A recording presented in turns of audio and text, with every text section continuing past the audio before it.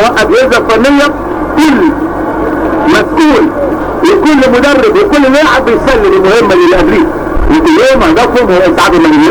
مشاهدينا الميداليه الذهبيه والمركز الاول وبطل افريقيا في هذا العام عشان يستعد لملاقاه بطل دوري ابطال افريقيا وفاق السيف الجزائري اللي فاز بلقب هذه البطوله في هذا العام. لقاء سوبر افريقي كبير بيجمع بين الاشقاء العرب الكبار، بين وفاق السيف بطل دوري ابطال افريقيا والاهلي المصري بطل الكونفدراليه في هذا العام، والمباراه هتكون الافخام ان شاء الله كمان شهرين في الجزائر. طبعا نستغل الفرصه ونتمنى كل التوفيق لوفاق السيف الجزائري والفريق طبعا الوفاق والفريق المغرب الدول المغربي اللي بيستعدوا كبيره للمشاركه كمان 4 ايام في مونديال كاس العالم للانديه لا تقام في المغرب. الاثنين بيشاركوا الاول مرة فريقهم في هذه البطوله، والاهلي طبعا حطم عارفين شارك من قبل 5 مرات وعمل انجاز كبير، مركز ثالث وميداليه برونزيه.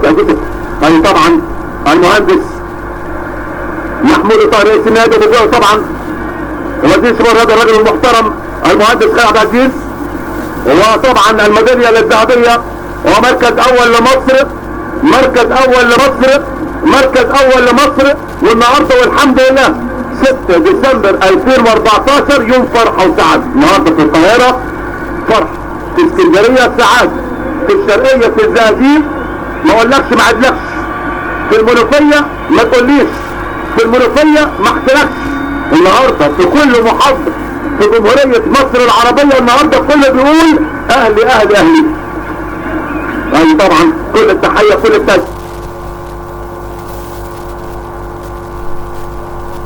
الاعتراف على الروح والعزيمه، وقبليهم جماهير النادي الاهلي اللي كانت موجوده في الملعب بجزء وتحيه النهارده ونرفع القبعه وتعظيم سلام للجماهير. جماهير قلت النهارده عملوا يعني شيء حلو قوي، وعملوا مسانده فعاله، وده اللي احنا عاوزينه منهم. كنا عاوزين منهم ان هم طبعا يهتموا بالكوره فقط تغيير، يهتموا بتشجيع ناديهم. ادي العمده، ادي العريس، العب يا عريس، العب يا عريس، العب يا كبير وتدلع وعيش ايامك واستمتع. انت النهارده العريس، انت النهارده نجم الشباك، انت النهارده رجل المباراه. اهداف كثيره سجل في كل البطولات مع النادي الاهلي الا هذه البطوله، والنهارده عملها، النهارده عملها عماد متعب. مفيش بطوله لعب فيها ما سجلش الا هذه البطوله، ولكن النهارده اسعد الملايين وفرح الملايين بهدف عالمي عالمي عالمي في مرمى الحارس الايطالي سير بالجبل. انا بدأت من هذا حسام عاشور بيكون في الملعب، وده احمد عادل الولد الراجل اللي لعب برجل واحده طوال تقريبا 20 دقيقه، وده وليد السليمان الحاوي. اوعى تزعل مني يا حاوي، كانوا عاوزين يوقع بينا، ولكن انت حاوي جميل، انت حاوي جميل. هذا هو وليد السليمان الحاوي اللي سجل هدفين وعمل مباراه كبيره النهارده. هذه اخوانا كارلوس جاريدو اللي بيعتبر هو اول مدرب اسبانيا يفوز ببطوله افريقيا مع نادي افريقيا. واخوانا كارلوس جاريدو مشاهدينا اصبح هو ثاني مدرب اجنبي يقف شريك البطوله للقلعه الحمراء، حيث كان اول مدرب من قصد شريك دوري ابطال اوروبا كان المدرب الكبير الراحل محمود الجوري في عام 82. هذا كان محمود السيد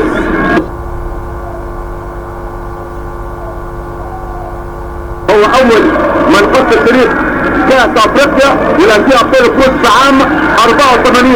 وفي المقابل البرتغالي مانويل جوزيه الذي كان اول مدرب اجنبي يحقق للاهلي لقبه الاول عندما قادوا للفوز بلقب السوبر الافريقي في عام 2002. والنهارده اخوانا كانت جيده ليوصل هذا الشريك هذه البطوله بالفوز باللقب الغالي بعد مباراه صعبه وصعبه جدا جدا. برغم هذه المباراه هي اصعب مباراه تقريبا في مشوار النادي الاهلي طوال الفتره دي. هذه المهندس كريم يحيى رئيس مجلس الوزراء وكبار المسؤولين، والحمد لله فرحه والسعاده والحمد لله انتصار والحمد لله بسمه موجوده النهارده على وجوه جماهير مصر. والان كاس البطوله، والان كاس البطوله.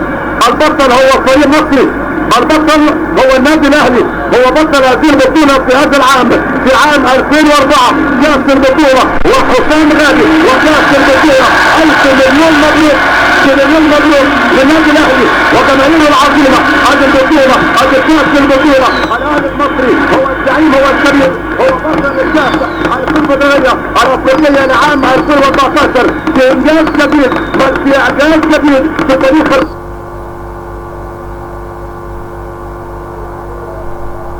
خلعت الحمراء. الرص يا مصريين، افرحوا يا مصريين، افرحوا يا اهلاويه بهذه البطوله وهذا الانجاز الكبير وهذا الانجاز الرائع اللي بيتسجل النهارده باسم النادي الاهلي. كلهم مبروك بالنسبه للنادي الاهلي على انجاز، على بطوله كانت صعبه وصعبه جدا امام فريق قوي، امام فريق عنيف، امام فريق محترم اسمه سيد بول بطل كوت ديفوار اللي خسر اللقب النهارده بكل الشرف. اجواء هنعيش معاكم اجواء الفرحه، هنعيش معاكم اجواء السعاده في انتصارات جميله، ودي فرحه جميله جدا للشعب المصري العظيم. افرحوا يا مصريين، يا رب دايما ايامنا كلها فرحه وسعاده، يا رب دايما امن وامان واستقرار لام الدنيا جمهوريه مصر العربيه. يحيى الاهلي، يحيى الاهلي، يحيى الاهلي، وقبل الاهلي تحيا جمهوريه مصر العربيه.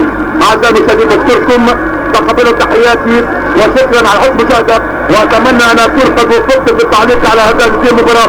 شكرا للاهلي وادارته، شكرا للاهلي وجماهيره العظيمه الكبيره بكل التاكيد. مشاهدينا في النهايه اكيد احلى كلام واكيد احلى كلام واحلى ختام. السلام عليكم ورحمه الله وبركاته. اما الان بعد الفاصل، اما الان مشاهدينا مع الزميل العزيز هشام الخلفي وضيوف العشاء الكرمى الكابتن هاني رمزي وسيد معوض، ونختم معاكم هذا الكلام فريق كبير فريق عظيم ادير عمري وبركة هذه باحلى كلمه نحكي بها باللقاء. شكرا وزميلي هشام الى كلمتكم، تفضل. شكرا لزميلي محمد الكواليني. ما عندي ما اضيف امام هذه محمد الكواليني، ما عندي ما اضيف امام هذه